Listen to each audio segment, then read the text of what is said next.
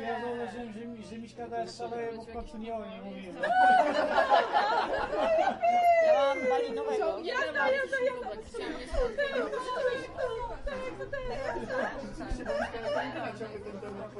Tak, bo boję się, że wrócicie do mnie znowu. Na inny temat skończymy, to mi się da?